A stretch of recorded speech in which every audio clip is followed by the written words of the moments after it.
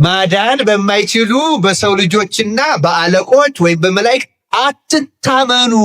ፍቅር ዝም ብሎ እንዋደድ ስለተባለ እንደዚህ አይደረስም። አሁን በዚህ ዘመን ያለነው ክርስቲያኖች ልብሳችን፣ ነጠላችን፣ ቀሚሳችን፣ ካባችን ካልሆነ በቀር ነፍሳችን ክርስቲያን የመሆን ምልክት ጠፍቶባታል። አሁን በዚህ ዘመን ያለነው ክርስቲያኖች ልብሳችን፣ ነጠላችን፣ ቀሚሳችን፣ ካባችን ካልሆነ በቀር ነፍሳችን ክርስቲያን የመሆን ምልክት ጠፍቶባታል። ማህተሙ ተሰውሯል። ክርስቶስ አይታይባትም፣ አይገለጽባትም። ሰዎች ልብሳችን አይተው ይሄ ቄስ ነው፣ ይሄ ሰባኪ ነው፣ ይሄ እንደዚህ ነው፣ ይቺ ክርስቲያን ናት፣ ይሄ ኦርቶዶክስ ነው፣ ነጠላ ለብሰው ወደዚህ ይሄዳሉ ሊሉን ይችላሉ። ነፍሳችን ግን ባነጋገራችን ግን ይሄስ ክርስቲያን ነው አይሉን። በምግባራችን ይቺ ክርስቲያን ናት እንባላለን። የለማ መልኩ ጠፍቷል። ክርስቲያን መበልቶች ሆነናል። ክርስቶስ ተለይቶናል፣ ተፋተናል ከክርስቶስ ጋር። እሱ አብሮን ካለ የሚያሸንፈን ይኖራል። ክርስቲያኖች አሁን እኮ እኛ ያለ ክርስቶስ ዓለምን ልናሸንፍ እንታገላለን። ኑሮ ልናሸንፍ ህይወትን አንችልም። ክርስቲያኖች ማሸነፊያ መንገድ እያለ ክርስቶስ እያለ ኃይል እያለ ጸጋ እያለ ለምን ብቻችን እንደክማለን? ክርስቲያኖች ኑ ወደ እኔ እኮ ነው የሚለን። እንዲያውም ኑ ወደ እኔም አይደለም ያለ፣ እኔ ወደ እናንተ መጥቼ እያንኳኳው እስኪ ክፈቱልኝ ልግባ። አያሳዝንም? ጌታ በደጃችን በልቡናችን ደጅ ቆሞ እያንኳኳ የሚያስገባው ሲያጣ ከጥንቱ ዘመን ጣዖት ይልቅ ይላሉ አባቶች፣ አሁን በእያንዳንዱ ሰው ልቡና ያለው ጣዖት ይበልጣል። በአሁኑ ዘመን ሰዎች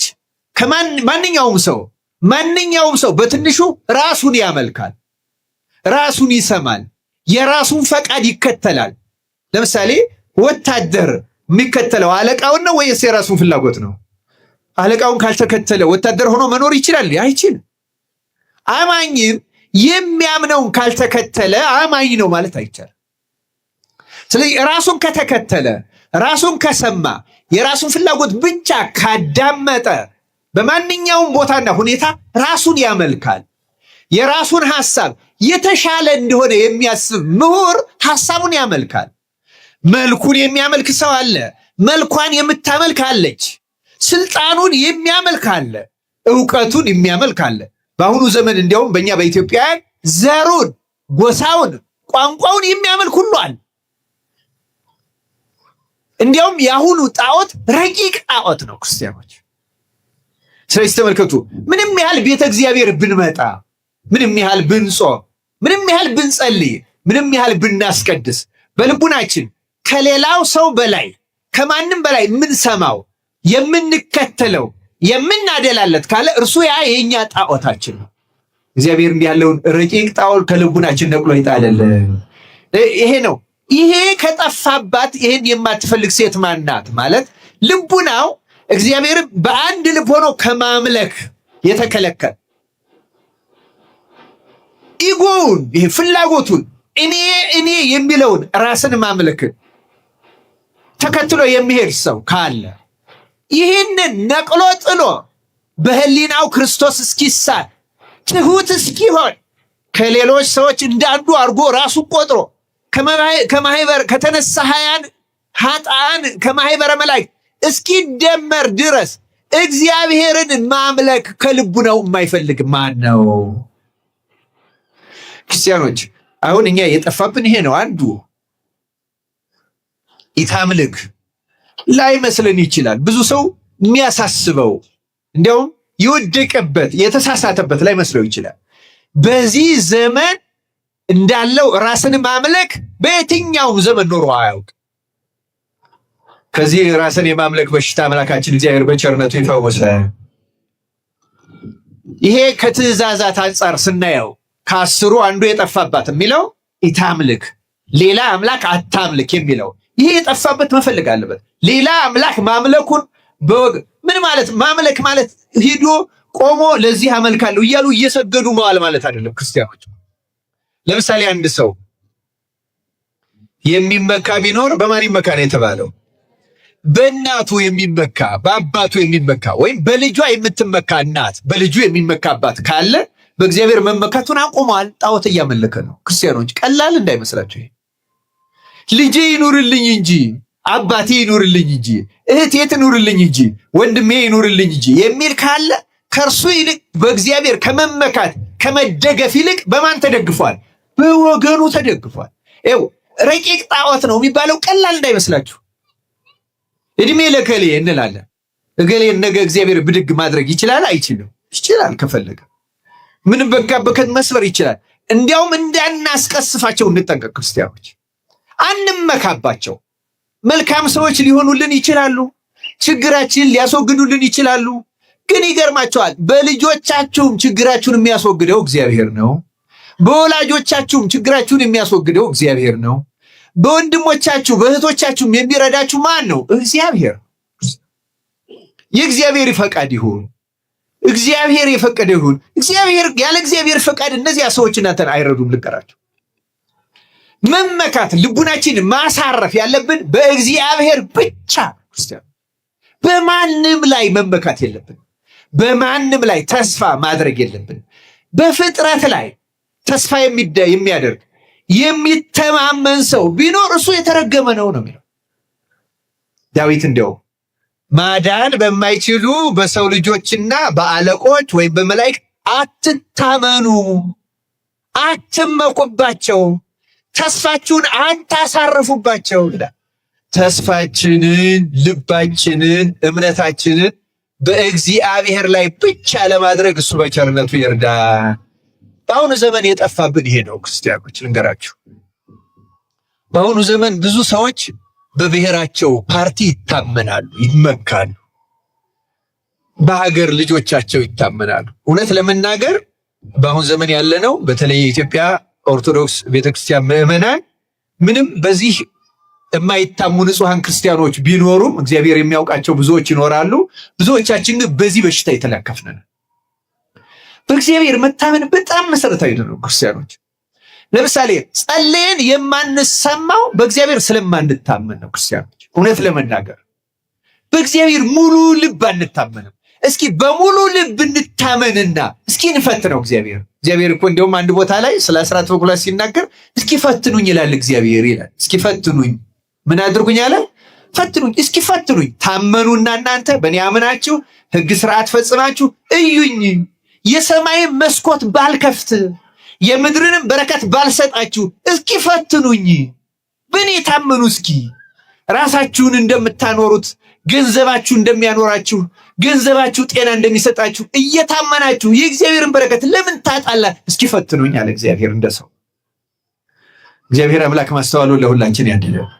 ክርስቲያኖች የእውነት ነው የምነግራችሁ፣ ትልቁ በዚህ ዘመን የጠፋብን ይሄ ነው። በእግዚአብሔር በሙሉ ልብ መታመን። በችግራችን ጊዜ በታመምን በተሰቃየን ጊዜ መንጠያ ረዳት ባጣን ጊዜ ሰዎች ባላቸው ጊዜ እኮ ምንም የማይመስላቸው ሰዎች አሉ። እግዚአብሔር ይመስገን ያለኝ እኔ መነስቶኝ ጤናም ሰጥቶኛል። በቸገረን ጊዜ በእግዚአብሔር እናምናለን። ያንንስ ያደረገው እግዚአብሔር ነው፣ ለበጎ ነው፣ ለጥቅም ነው፣ ለጸጋ ነው፣ ለክብር ነው፣ ለንስሐ ነው ብለን እንታመናለን? አንታመን። ትልቁ ችግራችን በእግዚአብሔር መታመን። በእግዚአብሔር መታመን ራሱን የቻለ ሰፊ ትምህርት የሚያስፈልገው ነው። እኔም ራሴ አስተምርበታለሁ እውነት ለመናገር ዛሬ ከጠፉት ጋር የተገናኘ ስለሆነ። ግን ከአስሩ አንዱ ኢታምልክ የሚባለው እና ይመስለናል ጣዖት የማናመልክ ይመስለናል እንጂ እናመልካለን። ጣዖት ማምለክ ምን ማለት ነው ካልን ከእግዚአብሔር ውጭ በሌላ መታመን፣ ከእግዚአብሔር ውጭ ሌላ አካልን ተስፋ ማድረግ፣ በሌሎቹ ላይ መደገፍ፣ መመካት፣ ይሄ ጣዖት ማምለክ። እግዚአብሔር ከዚህ በሽታ በቸርነቱ ይፈውሰን። የሚመካ ቢኖር በማን ይመካ? ልቡናችን በሱ። እዚያ ነው የጻድቅ ሰው ልቡ እንደ አንበሳ የታመነ የበረታ በእግዚአብሔር ላይ ታመነ ነው ይላል እና ዳዊትን መዝሙረ ዳዊትን ደጋግማችሁ ብታዩት ብታነቡት ብትጸልዩት በአብዛኛው በእግዚአብሔር ስለመታመን ያስረዳል። በእርሱ እንድንታመን አምላካችን እግዚአብሔር ይርዳል። ከአስርቱ ትእዛዛት ከአስሩ ድሪሞች አንዱ የጠፋባት ማለት ኢታምልክ የጠፋባት፣ ይሄን እስከምታገኘው ድረስ ቤቷን ጠርጋ መብራት አብርታ የማትፈልገው ሴት ማናት ማለት የክርስቲያኖች ነፍስ ሆና ልቡናዋ የሚዋልልባት በሌላ የምትታመን በእግዚአብሔር ላይ ሙሉ መታመን የሌላት ነፍስ ኃጢአቷን እየተናዘዘች እያለቀሰች የቃለ እግዚአብሔር መብራት እያበራች ሙሉ በሙሉ ነፍሷ በእግዚአብሔር እስከምትታመን ድረስ ይህን የማትፈልግ ነፍስ ማናት ማለት ነው ክርስቲያን። ስለዚህ ነፍሳችን ይህን መፈለግ አለባት፣ በእግዚአብሔር መታመን። ይህን ፈልገን ለማግኘት አምላካችን እግዚአብሔር ይርዳል። ሁለተኛው በክርስቲያናዊ ምግባራት ደግሞ 10 ፍጹም ቁጥር ስለሆነ ፍጹም የሚያደርገው 10ኛው የንጉሱ መልክ የተሳለባት የምትባለው ደግሞ ከምግባራት ሰናያት ደግሞ ፍቅር ነው።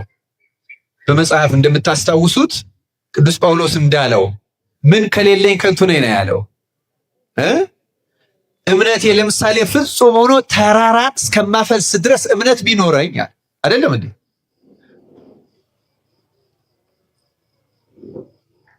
ሰውነቴን ለሳት ለስለት እስከምሰጥ ድረስ ሰማዕትነት ብቀበል ወይም ሌሎች ነገር ሁሉ ቢኖረኝ ፍቅር ከሌለኝ ግን ምንድነው ነኝ? ከንቱ ነኝ።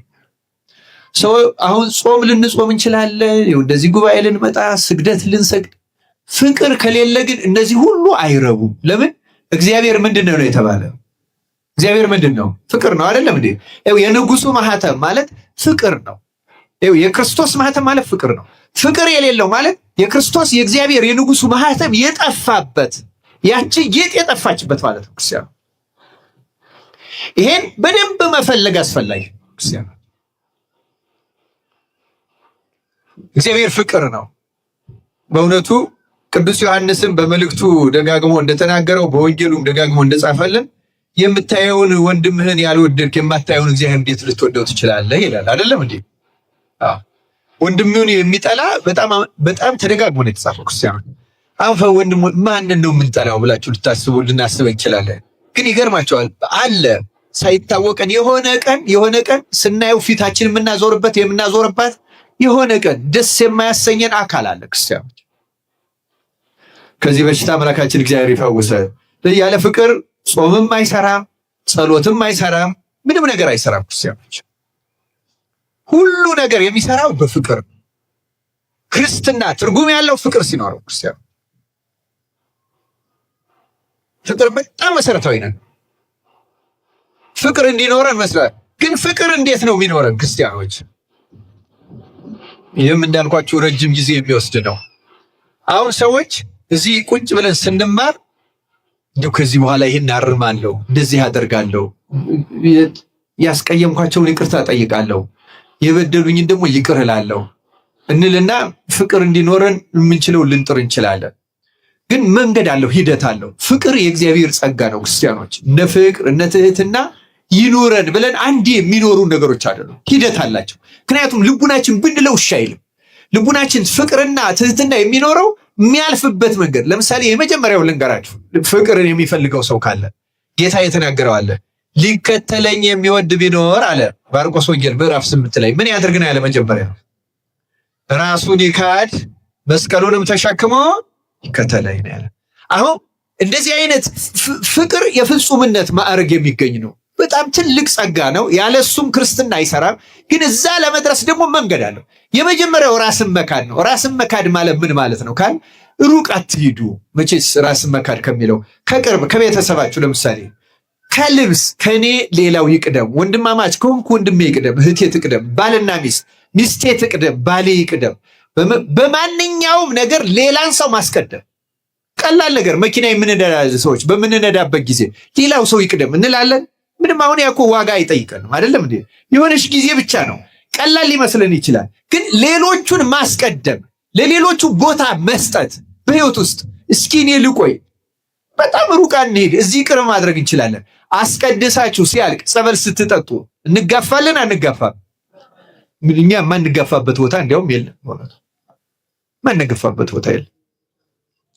እዛ ኢየሩሳሌም ስንሄድ ሁሌ የሚያሳፍረኝ አንድ ነገር አለ። ምንድነው የሚያሳፍረኝ? ጌታ መቼስ የተሰቀለው መስቀሉ የቆመባት አንድ ቦታ ናት አይደለም? እና ያቺ ቦታ በግሪኮች እጅ ናት።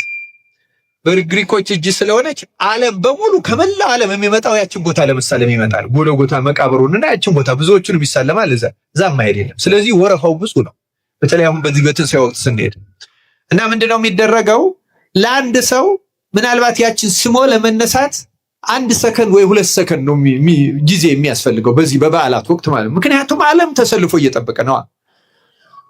ስለዚህ ምን እንደሚያደርጉት ሌሎቹ ሰዎች ልክ የመስቀሏ ቦታ እንደዚች እንደበሩ ብትሆን ልክ የመጨረሻው ተሰላፊ እዚህ ጋር ነው የሚቆመው። በዚህና በዚያኛው ሰው መካከል ሌላ ሰው አይኖርም። እዚህ ጋር ይቆማል፣ ይጸልያል። ጌታዬ አንተ የተሰቀልክበት ቦታ አደረስከኝ፣ ደም የፈሰሰበት ቦታ፣ ኃጢአቴን እጠበኝ እያለ መጸለይ ነው ስራው። ሌላ ተግባር የለውም። እንዴ እያለ መጸለይ ያለበት። ልክ ጸለየው የእሱ ተራ ስትደርስ ሄዶ ስሞ መነሳት ነው። ጸጥ ነው። እንደኛ ያልኳችሁ ስርዓት የለሽነት የለም። በዚያ መውጣት በዚህ ግባ ማውራት የሚባል የለም። ካወራ አንድ ሰው እዚያ ግቢ ውስጥ መቆም አይችልም፣ ይባረራል።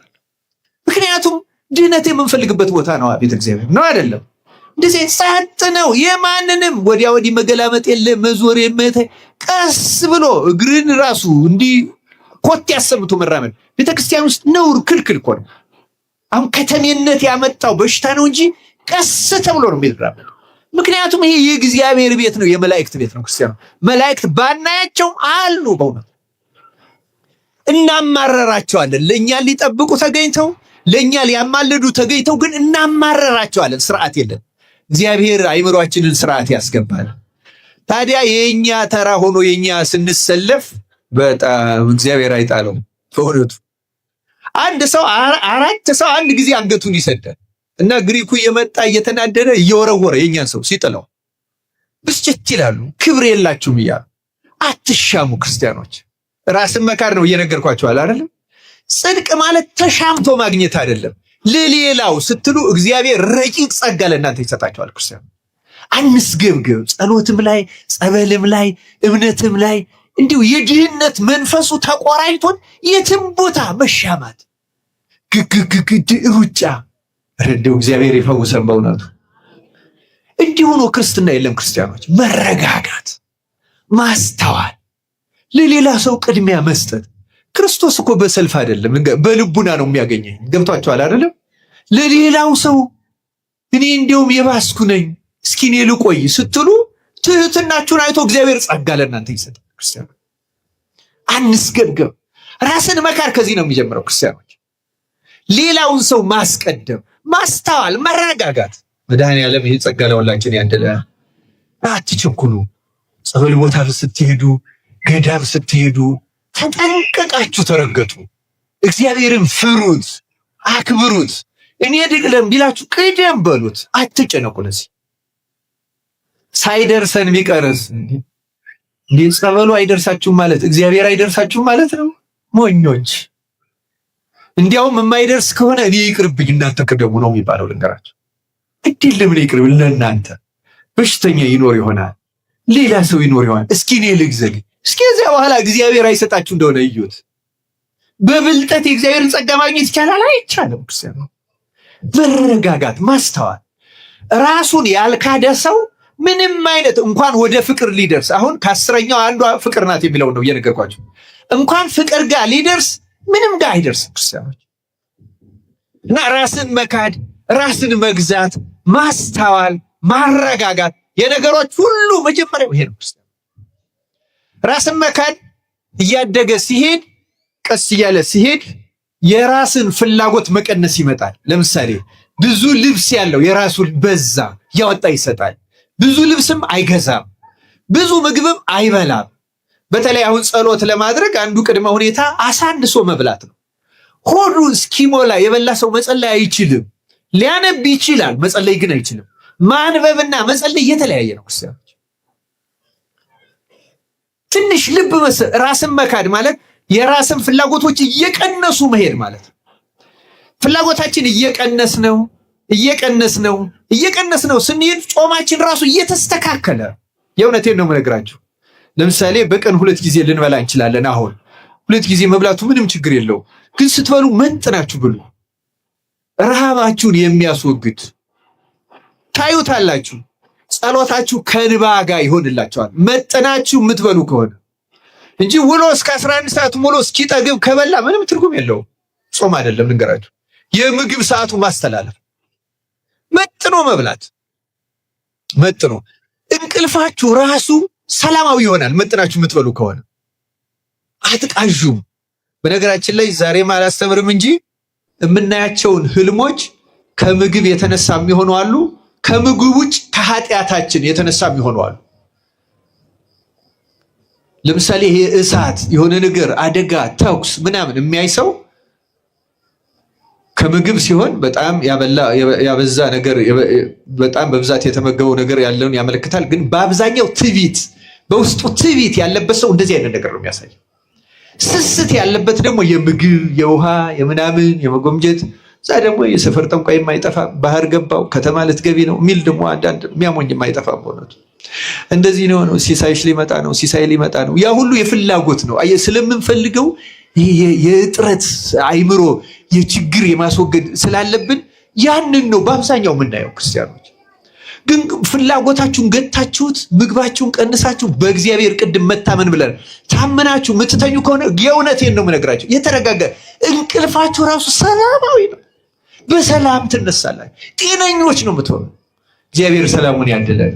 ክርስቲያኖችና መንፈሳዊ ህይወት ስጋችሁን ራሱ ይጠቅመዋል፣ ህይወታችሁን ራሱ ያስተካክለዋል።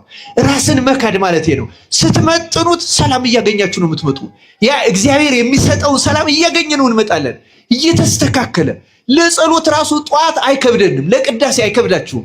በሽተኛ ካልሆን በቀር እውነት ነው የምነግራችሁ፣ ጤነኛ ሆኖ አመጋገቡን የመጠነ ሰው በማንኛውም ሰዓት ለጸሎት ተነስቶ መምጣት ይችላል ወደ ቤተክርስቲያን። ትልቁ በሽታችን ምግብ፣ ሰውነታችን ራሱ ይጨነቃል። ጾም እኮ እግዚአብሔር ያዘዘው በእኛ በመጾማችን እሱ ምን ይጠቀማል? ምንስ ያገኛል? እኛን እኮ ለመጥቀም ነው። ሰውነታችን ሁሉ ነፍሳችን ብቻ ሰውነታችን ሁሉ ጤነኛ ይሆናል ክርስቲያን። እና ያንን እየቀነስ ነው ስንሄድ በቀን አንድ ጊዜ ወደ መመገብ እንደርሳለን። በቀን አንድ ጊዜ ብቻ አይደለም፣ አንድ ጊዜም ትንሽ ወደ መመገብ እንደርሳለን። ከዚያ በኋላ ደግሞ ቅዱሳኑ በ2 ቀን አንድ ቀን በ3 ቀን አንድ ቀን እያሉ በሳምንት አንድ ቀን የሚበሉ ሞልተዋል። አሁን እዚህ ከመተማችን ውስጥ በቀን በዚች እፍኝ ልክ ብቻ ጥሬ እየበሉ የሚጾሙ ማቃቸው ሰዎች አሉ። በረከታቸው በሁላችን ይደር። ሰውነታቸው እንዲቆም ብርታታቸው፣ ጥንካሬያቸው አስገራሚ ነው። ደግሞ ሺህ እየሰገዱ ከዚያም በላይ ሊሆን ይችላል። ያ ቀስ እያሉ ያ ጸጋ ያመጣል። ቀስ እያሉ ይሄ ምን ያመጣል? እንባ ያመጣል። በእንባ የሚደረግ ጸሎት የኃጢአት ስርየት ያመጣል። የኃጢአት ስርየት ቀስ እያለ ትህትና ያመጣል።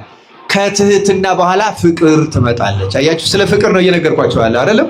ፍቅር ዝም ብሎ እንዋደድ ስለተባለ እንደዚህ አይደረስም። መጀመሪያው ራስን መካር ነው። ሁለተኛው መስቀል ነው፣ መከራ መሸከም ነው። ከዚያ በኋላ ፍቅር ይመጣል፣ ጸጋ ይመጣል። ይህ እንድናደርግ አምላካችን እግዚአብሔር ይርዳል። አሁን ፍቅር አልጠፋም? ጠፍቷል? እስኪ ተናገሩ። እንደ ፍቅር የጠፋል? በቤተሰብ መካከል፣ በባልና ሚስት መካከል፣ በታላቅና በታናሽ መካከል፣ በወንድማማች በእህትማማች መካከል፣ በካህንና በምዕመን፣ በካህንና ፍቅር እንደዚህ ዘመን የጠፋበት አለ እንዴ? ታዲያ ይህን የማትፈልግ ቤተክርስቲያን ማናት?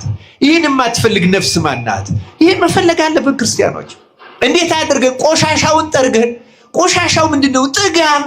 ቆሻሻው ምንድነው? ትዕቢት። ቆሻሻው ምንድነው? ኃጢአት። ቆሻሻው ምንድነው? ምቀኝነት። ይህን አሁን እየሰገድን እየጸለይን እየጠረግን ፍቅርን መፈለግ አለብን።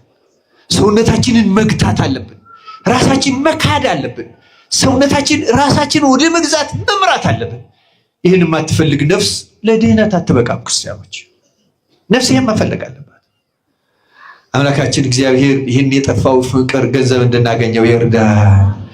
ሶስተኛ የጠፋው ጌጥ ወይም ድሪም የንጉሱ መልክ የሚባለው መጨረሻው ከምስጢራተ ቤተክርስቲያን አንጻር ስናየው ደግሞ ቁርባን ነው።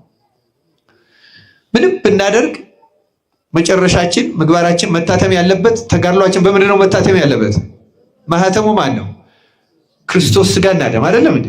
እውነተኛው የክርስቶስ መልክ የሚቀረጽብን በዚያ ነው።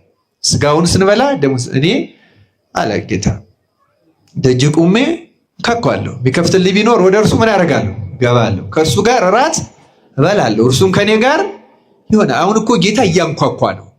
አሁን ስንማር እያንኳኳ ነው። እባካችሁ ልቡናችሁን ክፈቱልኝ። እባካችሁ ንስሐ ግቡ፣ እባካችሁ ተመለሱ፣ እኔ አብሬያችሁ ልሁን። እሱ አብሮን ካለ የሚያሸንፈን ይኖራል። ክርስቲያኖች አሁን እኮ እኛ ያለ ክርስቶስ ዓለምን ልናሸንፍ እንታገላለን። ኑሮ ልናሸንፍ ህይወትን አንችልም። ክርስቲያኖች ማሸነፊያ መንገድ እያለ ክርስቶስ እያለ ኃይል እያለ ጸጋ እያለ ለምን ብቻችን እንደክማለን? ክርስቲያኖች ኑ ወደ እኔ እኮ ነው የሚለን።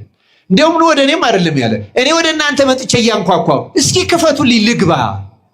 አያሳዝንም? ጌታ በደጃችን በልቡናችን ደጅ ቆሞ እያንኳኳ የሚያስገባው ሲያጣ እግዚአብሔር አይምሮ ልቡና ያድለን። በእውነቱ ይኸው ከአስሩ አንዱ ቢጠፋባት ይሄ ነው የተባለው። ክርስቲያኖች ይህንን ለማጠቃለል 3 ደረጃዎችን ላሳያችሁ። የመጨረሻው የንጉሱ ማህተም ያለበትን ያንን ማግኘት ነው አይደለም?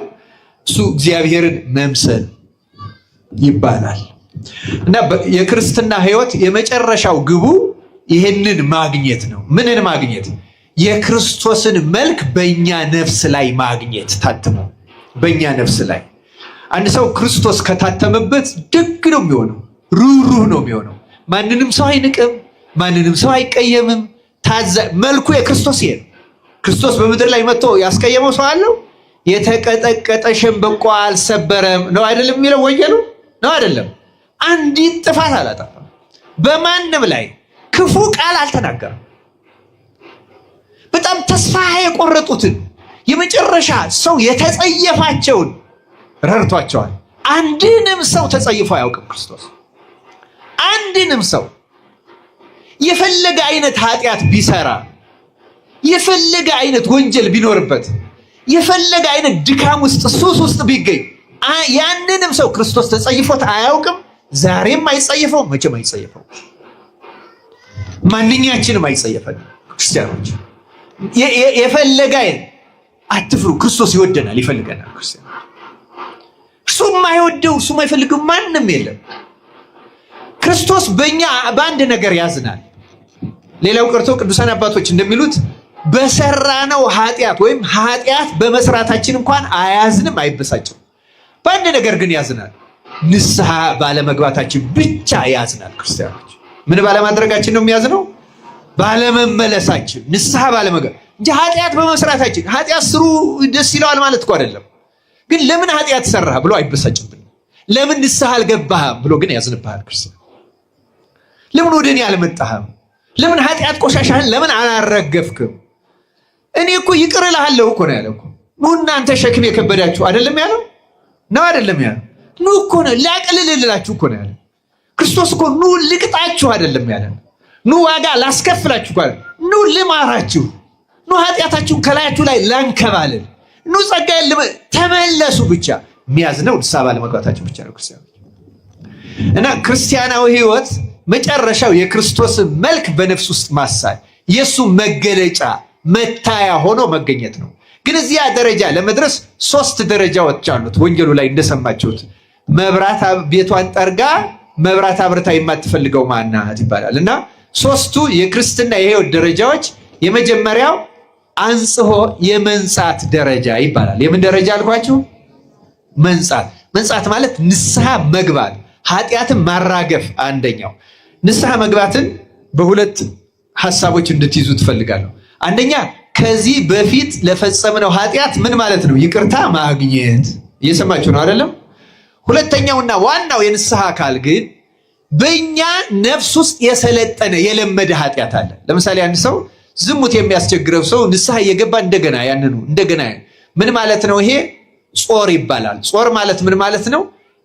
የዚያ የኃጢአት ስሜት ከነፍሳችን ጋር በጥብቅ ተገናኝቷል ማለት ነው። በጥብቅ ተሳስሯል። እንደዚህ ቃል እግዚአብሔር ስንሰማ የሚለቀን የማይመለስ ይመስለናል። እንዲሁም አንድ አባት ይህንን በምን ምሳሌ ይመስለዋል? ለምሳሌ አሁን ይሄ ግቢያችሁ የእናንተ አቧራ የሆነ ክፍል አለው አይደለም? ክረምት ዝናብ ሲዘንብ ከዚያ ከአቧራው ላይ ሳር ይወጣል አይወጣም? ልክ ፀሐዩ ሲመጣ ደግሞ እነዚያ ሳሮች ምን ይሆናሉ? ይደርቃሉ። ያው አሁን እንደዚህ በበጋ አቧራ ሆኖ ስናየው ከስሩ የሳር ዘር ያለ ይመስላል እንዴ? አይመስልም አይደለም እንዴ? የአረም ያለ ይመስላል። አሁን እንደዚህ ሰውነታችን ማለት አንዳንድ ጊዜ ይኸው ቃል እግዚአብሔር ስንሰማ ጾሙ ሲገባ ስንጸልይ ምናምን ልክ እንደዚህ በበጋ ይሄ ሳሩ የሌለ እንደሚመስለን የጠፋ ይመስላል። ግን ትንሽ ዝናብ ጠብ ሲል እነዚያ ነገሮች ብድግ ይላሉ አይሉ። ሰውነታችን ማለት እንደዛ ነው። ከምድር አፈር ነው የተሰራ ነው አይደለም። ሰውን ከምን አበጀው ነው የሚለው ሰውነታችን ያ ነው። ሰውነታችን ማለት አሁን የንጻን ኃጢአት በቃ ንስሐ ከገባ በኋላ ከዚህ በኋላ አይቆምም ቢመስለን ካልተላቀቀ ያን ዘሩን ፈጽመን ካላጠፋ ነው ዝናቡ ጠብ ሲል ሳሩ እንደሚበቅለው ምቹ ሁኔታ ሲፈጥር ያቺ ኃጢአት ብድግ ትልና ታንቀናለች። የለመደ ልማድ ይሄ ነው ጾር የሚባለው። ጾር ማለት በሰውነታችን ውስጥ ሰልጥኖ ለመላቀቅ የሚያስቸግር የኃጢአት ጠባይ፣ የኃጢአት ዝንባሌ፣ የኃጢአት ስሜት። ለምሳሌ ስሜቱ ምንድን ነው? ዝሙትም ስካርም ይህም ብንወስደው አብዛኛው ኃጢአት ለሰውነት ደስታ አለው። ለሰውነት ደስታ ስላለው በዝሙት ልምድ ያለው ሰው ብቻው ሆኖ ወንድ ከሆነ ከሴት ጋር ሴት ሆኖ ከወንድ ጋር ሲሆን ልክ ዝናብ ሲመጣ ያኛው የደረቀ የሚመስለው ብቅ እንደሚል ስሜቱ ይቀሰቀሳል ያ ጊዜ አያችሁ። ስለዚህ ያ ጾሩን ነቅሎ አላጠፋውም ማለት ነው። መንጻት ማለት ተመልከቱ ያለፈን ኃጢአት ይቅርታ ማግኘት ብቻ ሳይሆን ያንን ኃጢአት ደግመን እስካንሰራውና እስክንረሳው ድረስ። መርሳት ማለት ምን ማለት ነው? እሱንም ሌላ ነገር እስክንረሳው ማለት ከዚህ በፊት የሰራነው ኃጢአት አልሰራውም ብለን መካድ ሳይሆን ለምሳሌ ህፃናት ልጆች በወንድና በሴት መካከል ያለ ሩካቤ ብልቱ አላቸው። ግን ሩካቤ ምን እንደሆነ ያውቃሉ? አያውቁም አይደለም እንዴ? አንድ ሰው ህሊናው በንስሐ ፈጽሞ ሲነጻ ንስሐ ዘማዊውን ድንግል ታደርጋለች ማለት ሩካቤ ምን እንደሆነ እስከማያውቅ ድረስ ህሊናው ይደነገላል ማለት ነው። እግዚአብሔር ለዛ ያብቃል። አያችሁ መንጻት ማለት የመጀመሪያው ማለት ከኃጢአት ፍትወት ወይም ደግሞ ከጾር ከለመደ በሰውነታችን ከተጣበቀ ነገር ፈጽሞ መላቀቅ። ለምሳሌ የኃጢአት ስሜትን በቀላሉ ታውቁታላችሁ። በምን እናውቀዋለን? ዝሙት በህሊናው የሰለጠነ ሰው ወንድና ሴት አንድ ላይ ሲሄዱ ሲያይ የሚያስበው ይህን ነገር ነው አይደለም? አንድ ቅዱስ ግን እንደዚያ ሊያስብ አይችልም። ወንድምና እህት አድርጎ ነው ሊያስብ የሚችለው አይደለም እንዴ? ምክንያቱም በሱ ውስጥ የዝሙት ነገር የዚህ ነገር የለም። በእኛ ውስጥ ግን ተመልከቱ፣ ፊልሙ የሚያሳየን የምንሰማው ድራማው ምናምኑ ወንድና ሴት በተገናኘ ቁጥር ዝሙት ግብረ ሥጋ ነው። አሁኑ ዓለም እንደውም እርክስ ብሏል፣ ቆሽሿል በእውነት እና ህሊናችን በጣም የረከሰ በጣም የጎሰቆለ ማንኛውንም ነገር ከዚያ አይን የሚያይ ሌላው ቀርቶ ሰዎችን በመልካቸው አይተን ያስጠላል ታስጠላለች የምንለው ዘማዊነት በልብ ነፍሳችን ውስጥ ስለታሰረ። ምክንያቱም ከዝሙት ፍላጎታችን ጋር ደስ የማያሰኘንን ሰው ማየት እንኳን አንፈልግም። አመንዝራዎች ነን። ስለዚህ አልነጻንም ገና ማለት በግብር ሄዶ መተኛት ብቻ አይደለም እርኩሰት ነገራቸው። ህሊናችን በጣም በብዙ መንገድ የረከሰ ነው። ክርስቲያኑ አምላካችን እግዚአብሔር ከነዚህ ጾርና ፍትወት በቸርነቱ ያንጻን። እዩ በደንብ ነው መንጻት ያለብን ክርስቲያኖች። ሃይማኖት ቀልድ አይደለም፣ ንስሐ ቀልድ አይደለም። ንስሐ ይሄ ሁለቱን ይይዛል። ያለፈ በደልን በቀላሉ ይቅር ይለናል፣ ችግር የለም ክርስቲያኖች። ግን ከዚያ የለመድንበት የኃጢአት ልማድ መውጣት ቀላላል። ተሳዳቢ የሆነ ሰው፣ ሐሜተኛ የሆነ ሰው፣ በወንድሙ የሚፈርድ ሰው ከነዚህ ስሜቶች መላቀቅ ቀላል አይደለም። በደንብ መድከም ይጠይቃል፣ መጥረግ ይጠይቃል። ህሊናን ማንጻት በቃለ እግዚአብሔር ቅድም እንዳልኳችሁ ራስን በመካድ በነገራችን ላይ ሰው በትክክል የሚጾም ሲሆን የትዕቢት የመናቅ ከፍ ዝቅ የማድረግ ስሜቱ እየጠፋ የመፍረድ እንዲያውም እንዲያያለ እያለቀሰ እየጸለየ ሲሄድ የራሱ ኃጢአት እየታየው የሰው ኃጢአት እየተሰወረለት ይሄዳል። አንድ ሰው እየጾመ እየጸለየ እያስቀደሰ ሌሎች ስተታቸው እየታየው ከሄደ አደገኛ ትዕቢት ውስጥና የባሰ ኃጢአት ውስጥ ነው ማለት ነው። አንድ ሰው መንፈሳዊ ህይወቱ ትክክል መሆኑን የምናውቀው የሰው ኃጢአት ከሱ አይምሮ እየጠፋ ሰው በአይኑ በብረቱ እያየ ኃጢአት ሲሰራ እንኳን ቢያየው ለዚያ አይምሮ ምክንያት ይፈጥርለታል። እንዲሁ በሱ የገጠመው ምክንያት እኔም ቢገጥመኝ እኔ ብስ ይሆናል እያለ ያዝናል እንጂ አይፈርድም። ይገርማችኋል። ሰው እየነጻ ሲል እንደዛ ነው። አሁን በቀላሉ ነው የምንተቸው፣ ማንንም ነው የምንተቸው። የሚቀረን የለም። ፓትርያርክ የለ፣ ጳጳስ የለ፣ ቄስ የለ፣ መነኩሴ የለ፣ ምን የለ፣ ምን ለማንም ሰው። ለምንድን ነው እንደዛ የሆነው? እምንተችበት መሰረታዊ ምክንያት ሰዎቹ ስለተሳሳቱ ብቻ አይደለም፣ እኛ የባስን ኃጢአተኞች ስለሆነ ነው። ክርስቲያኖች ትችት የሚመጣው የባሰ ኃጢአተኛ ከመሆን ነው እንጂ ሌላው ሰው ከማጥፋቱ አይደለም። ሰው የማያጠፋ ሰው ማን አለ? ያለ እመቤታችን ያለ ንጽሕት ቅድስት ድንግል ማርያም በእግዚአብሔር ፊት ንጹሕ የሆነ ሰው ማን ነው? እስኪ ልንገሩ። ማንም የለም ክርስቲያን። ስለዚህ ራሳችን እንድናነጻ አምላካችን እግዚአብሔር ይርዳል። የመጀመሪያው የክርስትና የሕይወት ደረጃ መንጻት ነው ክርስቲያኖች። ለዚህ ነው የማትፈልገው ፍለጋ መጀመር አለብን። ወደ ክርስቶስ መልክ ለማደግ ጉዞ መጀመር አለብን። የምንጀምረው ግን ከዚህ ከመንጻት ነው። ራስን ከማስተካከል፣ ከማረም፣ ከመተቸት፣ ሌላውን ሰው ደካማ አድርጎ ከማየት ከዚህ መንፈስ አምላካችን እግዚአብሔር በቸርነቱ ይፈውሰን። ጊዜ ስለሌለን በዚህ አቆመዋለሁ። በእውነቱ ሁለተኛው የክርስትና ደረጃ አብርሆ ይባላል። መብራት ነው። መብራት አብርታ ይላል።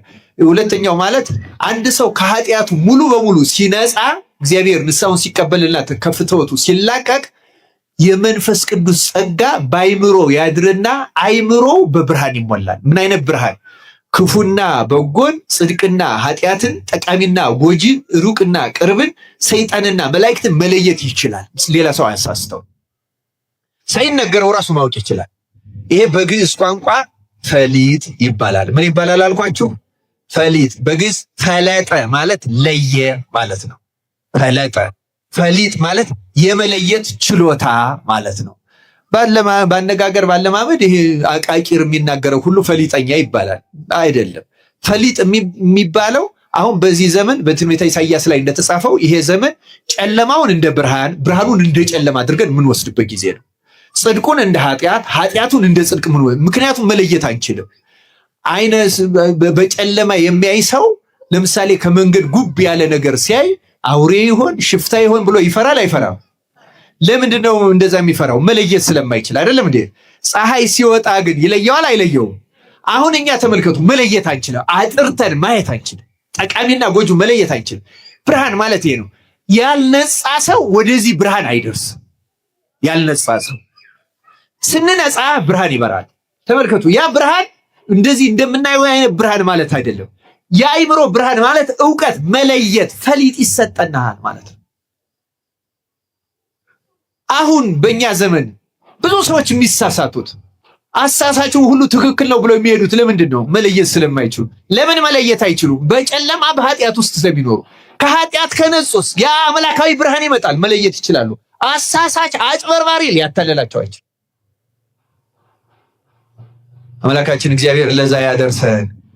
ከዚህኛው ደረጃ በኋላ ነው ያ የንጉሱ መልክ የክርስቶስ መልክ የሚሳልብን ሶስተኛው ደረጃ ነው። ስለዚህ ተመልከቱ፣ ድሪሙ የጠፋባት ማለት ንጉሱ መልክ የተሳለበት የክርስቶስ መልክ ክርስቶስን መምሰል ነው። እዚህ ለመድረስ ርቀታችን አያችሁት አላያችሁትም? አሁን ገና እኛ መንጻት እንኳን ምን እንደሆነ በአግባቡ አናውቅም። በእውነቱ ክርስቲያኖች ገና መንጻት ምን እንደሆነ ምን ያህል ድካምም እንዳለው እውነት ነው የምነግራችሁ። ሰው ይህን ተረድቶ እውነተኛ ጾም እየጾምን እውነተኛ ጸሎት የምንጸልይ ከሆነ ክርስቶስ ከኃጢአታችን መንጻት ይሰጠናል። በተለይ ተጣብቆ ከሚያስቸግረን ኃጢአት፣ ተጣብቆ የሚያስቸግር ኃጢአት ማለት ልንተው እየፈለግን ያቃተን እንዲሁ ዘንድሮ እንላለን እና ማንተውበት ማንላቀቅባቸው ምክንያቶች ባጭሩ በ3 ደቂቃ ተናግሬ ትምህርቴን አጠቃልላለሁ። አንደኛ ኃጢአታችንን እኛ ከኛ ማላቀቅ የምንችል ይመስለናል፣ አላደርገው እንላለን። ማንም ሰው ኃጢአቱን ከራሱ ማስለቀቅ አይችልም። ማን ነው የሚያስለቅቅለት? መንፈስ ቅዱስ። መንፈስ ቅዱስ እንዲያስለቅቅለት ግን አስለቅቅልኝ ጌታ ሆይ፣ ከዝሙት ነፃ አውጣኝ፣ ከስርቆት ነፃ አውጣኝ፣ ከትዕቢት ነፃ አውጣኝ፣ ከለፍላፊነት፣ ከሐሜት፣ ከስድብ እያለ መጸለይና ማልቀስ አለበት። እንዲያውም በአፉ የሚቸገር ሰው ደግሞ ከዳዊት መዝሙር ላይ አለ፣ ሲም እግዚኦ አቃቤ ለአፌ፣ አቤቱ ለአፌ ጠባቂ ምን አድርግለት? ሹምለት። ይህንን 41 በየዕለቱ መጸለይ። ሐሜት፣ ትችት፣ ስድብ ያስቸገረው ሰው ይህን 41 ጊዜ በየዕለቱ እየሰገደ ጌታ ሆይ እባክህ ለአፌ ጠባቂ ሹምለት፣ እባክህ ለአፌ ጠባቂ ሹምለት፣ እባክህ ከዚህ ነገረኛ ከመሆን አድነኝ፣ ለፍላፊ ይህን እያለ ረጅም ጊዜ መጸለይ ይጠበቅበታል። ይሄ ማለት ምን ማለት ነው? ያለኔ ምንም ልታደርጉ አትችሉም እንዳለ እሱ ነው የሚያላቅቅልን፣ ያላቅቅልናል። ደግሞ አትጠራጠሩ። ጌታ ይህን ሲናገር ምን ብለዋል? ሉቃስ ወንጌል ምዕራፍ 18 ላይ እንዴት መጸለይ እንዳለብን ሳይታክቱ ዘወትር ሊጸልዩ እንደሚገባ እንዲህ ሲል ምሳሌ ነገራቸው ይላል። በአንዲት ከተማ ሰውን የማይፈራ እግዚአብሔርን የማይፈራ ሰውን የማያፍር ንጉሥ ነበረ።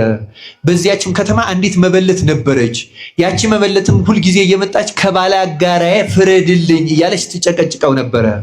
አንድ ቀን ንጉሡ እንዲህ ብሎ አሰበ፣ ምንም እግዚአብሔርን ባልፈራ ሰውንም ባላፍር ይቺ ባልቴት እየመጣች ከምትዘበዝበኝ ልፍረድላት አለና ፈረደላት። እንግዲያውስ ይሄ ጨካኝ እግዚአብሔርን የማይፈራ ሰውን የማያፍር አመፀኛው ንጉሥ ያደረገውን ስሙ።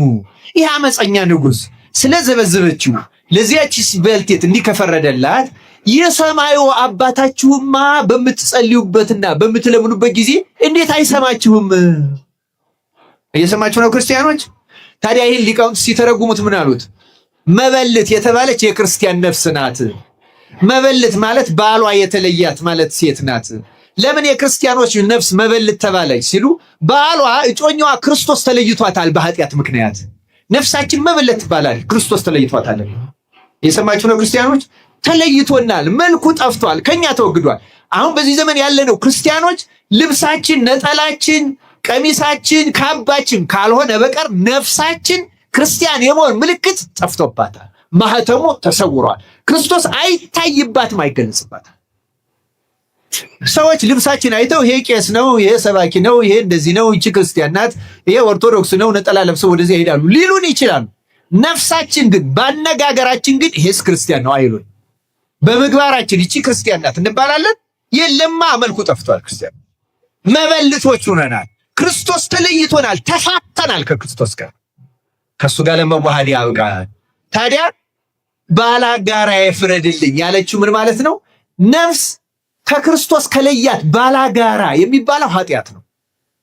ዝሙት የሰለጠንባት ነፍስ ክርስቶስ ሆይ ከዚህ ባላጋራዬ ከዝሙት ፍረድልኝ፣ ጣዕሙን ከኔ አጥፋው፣ የጽድቅን ጣዕም፣ የንስሐን ጣዕም፣ የንጽህናን ጣዕም አሳድርብኝ። የዝሙትን ጣዕም አጥፍተህ የስርቆትን የስካርን ይሄ ብዙ መብል በመብላት በመጠጣት የሚረካ ደግሞ በመብል ጣዕም ከመርካት በክርስቶስ መርካት እባክህ ይሄን ባላጋራዬ ፍረድልኝ ከዚህ አላቀኝ እያለ እየሰገደ የሚጸልይ ሰው ካለ ነው የሚለው ክርስቶስ። እንዲህ የምትጸልዩ ከሆነ ከባላጋራችሁ አልላቀቅ ካላችሁ፣ ንስሐ እየገባችሁ አልለቃችሁ ካለ፣ እየደጋገመ ከሚጥላችሁ ከዚያ ባላጋራችሁ ክርስቶስ ይፈርድላችኋልና ያላቀቃችኋል። አንድ ቀን ነፃ ያወጣችኋል። ክርስቶስ በቸርነቱ ነፃ ያውጣ። አልላቀቀን ካለ ኃጢአታችን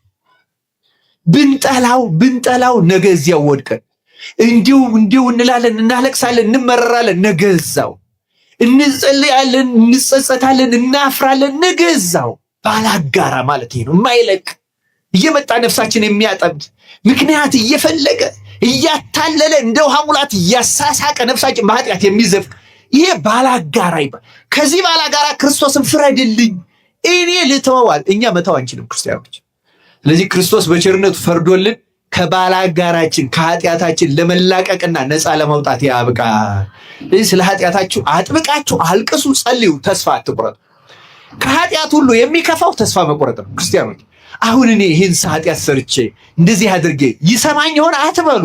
ምክንያቱም ክርስቶስ የመጣው ኃጢአተኞችን ሊያድን ነው፣ ጻድቃንን አይደለም። ክርስቲያኖች በሽተኞችን ሊያክም ነው የመጣው። ተስፋ መቁረጥ ከኃጢአት ሁሉ የከፋ ኃጢአት ነው። ብዙ ቅዱሳን አበው እንዳሉት ሌሎች ኃጢአቶች በሙሉ ተደምረው ተስፋ መቁረጥን አይደርሱበትም። ተስፋ የቆረጠ ማለት ክርስቶስን የቆረጠ ማለት ነው። እግዚአብሔር ከዚህ ኃጢአት ነፃ ያውጣ። ስለዚህ ከኃጢአት መንጻት የመጀመሪያው ክርስቲያኑ በሰውነታችን ከሰለጠነ በነፍሳችን ከተጣበቀ ባላንጋራ የሚባል ጽኑ የኃጢአት ጠላት ክርስቶስ በዚህ ጾም በቸርነቱ ያላቀን። ጾሙን ተጠቀሙበት። በጠዋት በማታ ወደ ቤተክርስቲያን ገስግሱ። ባላችሁበት ሆናችሁ አልቅሱ። በተለያየ መስሪያ ቤት የምትሰሩ በቢሮአችሁ ላይ የግድ እኮ የጸሎት ቦታ ያስፈልጋችሁ። የመሳሳቻችሁ ላይ የሆነች ሰዓት ላይ ከሞባይላችሁ ላይ አንድ መዝሙረ ዳዊት አንብባችሁ እባክህን ነፃ አውጣ ይበሉ። ክርስቲያን ፈልጉት፣ ክርስቶስን አንኳኩ። እያጸዳችሁ እየጸረጋችሁ የቢሮ ስራ እየሰራችሁ ኮምፒውተር ላይ እየጻፋችሁ በህሊናችሁ ክርስቶስ ይቅር በለኝ ማለት ያቅታችኋል? በህሊናችሁ ይሄን በሉት እባክህ ከባላጋራ ይፈርድላቸዋል። ከዚህ ነፃ እንድንወጣ አምላካችን እግዚአብሔር ይርዳል። የመጀመሪያው ከዚህ ነፃ መላቀቅ። ከዚያ በኋላ ሁለቱ በቀላሉ ይመጣሉ። ወደ ብርሃን ውስጥ መግባት፣ ክፉ ደጉን መለየት፣ የክርስቶስ መልክ መሳል። ከዚያ በኋላ እንደርስበት፣ ችግር የለም። ይሄን ግን ፈልጋ የማታገኝ ነፍስ ማናት? ቤተክርስቲያን ስራዋ ነው። የኛም ይሄ ጉባኤ የሚዘጋጀው እኮ በእናንተ ነፍስ ውስጥ የጠፋ የክርስቶስን መልክ ፈልጎ ለማግኘት ነው ክርስቲያኖች። ታዲያ ይሄ ሲሆን ምን ይሆናል አሉ? ልክ ይህን ስናደርግ፣ ንስሐ ስንገባ፣ እንደዚህ ስንናዘዝ፣ ስንጠርገው፣ ቆሻሻውን ስንሰግድ፣ ስንጸልይ ምን አለ ጌታ? በመላእክት ዘንድ ታላቅ ደስታ ይሆናል። የመላእክት ደስታቸው ይሄ ልቅሷችን ነው፣ ንስሐችን ነው። ክርስቲያኖች መሰብሰባችን ነው፣ መማራችን ነው፣ መረጋጋታችን ነው፣ ማስተዋላችን ነው።